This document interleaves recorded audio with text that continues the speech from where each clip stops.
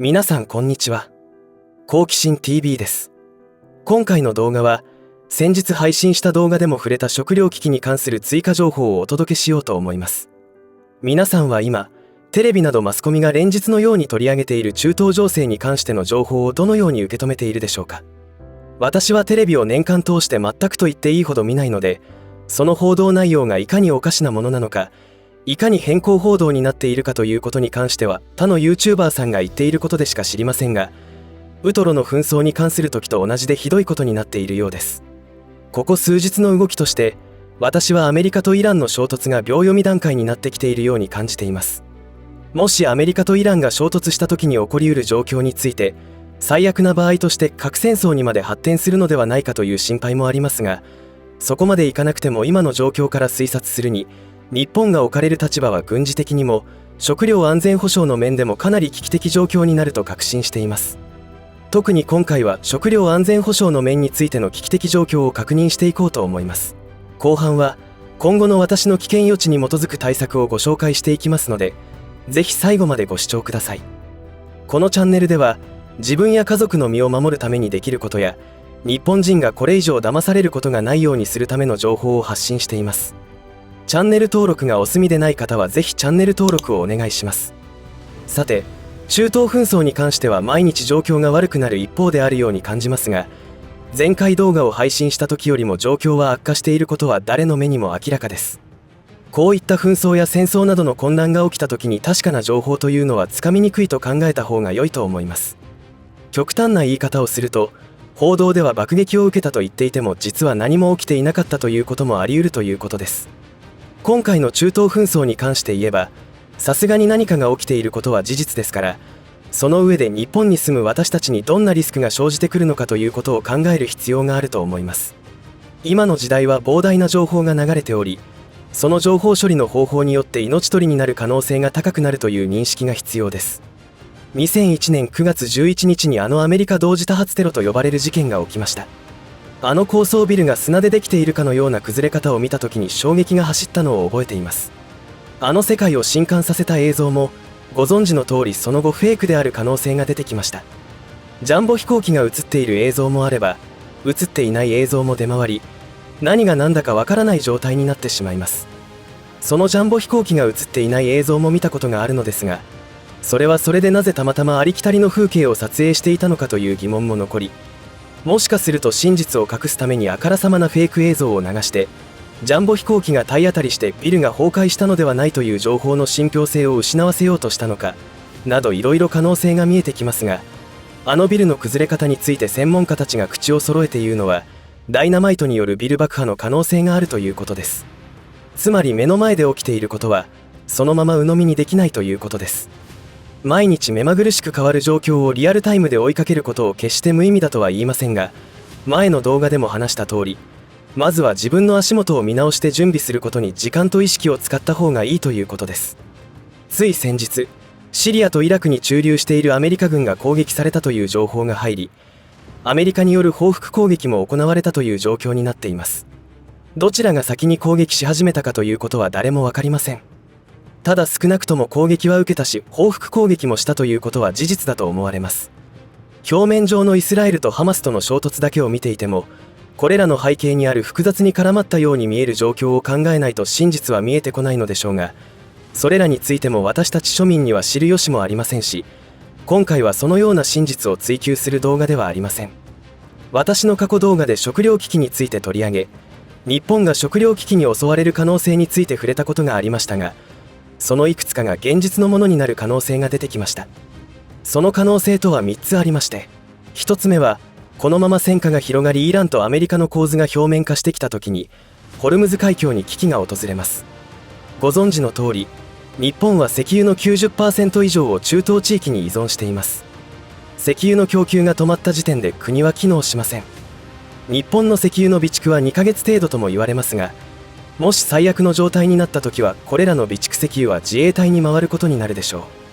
当然自衛隊が保有する石油の備蓄量などは軍に関することなので秘密になっており分かりませんが、確かなことは私たち庶民に出回る量は急激に減らされ、段階的になくなると予想されます。そうなれば経済活動はストップします。2つ目は台湾有事です。今起きている中東紛争やウトロの紛争の一面として、アメリカ軍に多正面作戦を強いるようにしているという見方もあります。これは戦術、戦略上の常套手段で古今東西行われてきたことです。アメリカ軍が手薄になってくるところで新たな火種を起こすというわけです。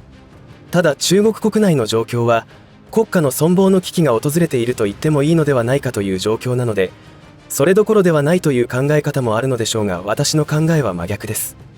中国はここ数年人民に対して愛国者精神を高めるためのプロパガンダをずっとやり続けてきています。中国あるあるなのですが、その国民感情が今や暴走している面もあり、台湾統一を実現すると言っていた習近平に対して手ぬるいという怒りもあらわになってきているといいます。もちろん中国国内の事情は本当に複雑で、決して一枚岩ではなく常に権力闘争が行われていますから、中国人民解放軍がお国のためと考えている兵士がどれほどいるか甚だ疑問です。それでも史上最弱化したアメリカを覇権国家から引きずり下ろすのは今しかないと考えれば、台湾有事は起きてきます。そうなると日本のシーレーンは機能しなくなることは明白です。3つ目は異常気象による農作物の不作が日本を襲っているということです。先日スーパーに買い物に行ってびっくりしたのですが、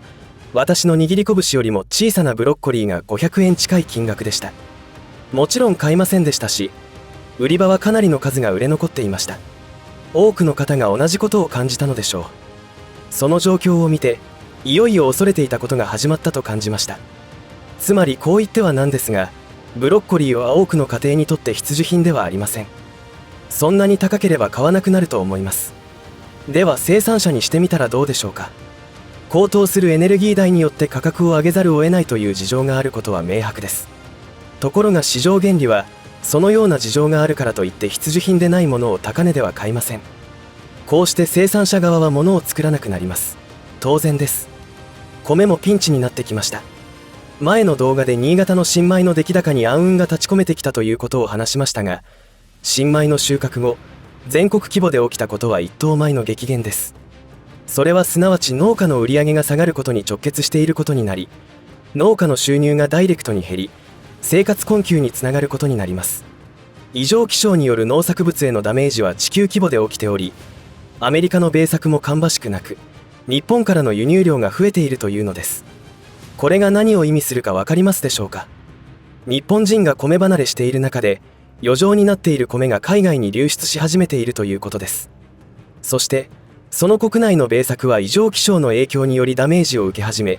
米作りをする農家が減る恐れが浮上してきました。これは今年から急にそんな話が出ていたわけではなく、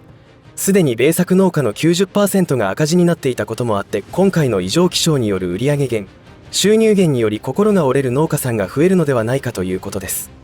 来年は一体どうなるのでしょうか。以上の3つが私が考える危機的要因であり、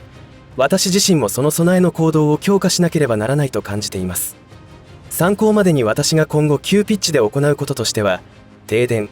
ガソリンの枯渇、水道供給に支障が出る可能性に対して、1、ガソリン缶の購入をし備蓄する。2、ガス発電機に使用するカセットガス缶の追加購入。3、水ポンプの購入。4、米の追加購入。5、水質改善剤の購入などです。缶詰などの備蓄は毎月計画的に追加購入していますので、これも続けます。このリストについて簡単に補足しますと、1は家庭で備蓄するといっても限界はありますが、20リットル缶5つで100リットルを備蓄します。法令のこともありますので大きな声では言えませんが、自衛のためです。ちなみに今ガソリンスタンドでは携行缶に入れるためのガソリンは売ってくれません。なので車のタンクを満タンにして移し替えてまた給油に行くということを行います。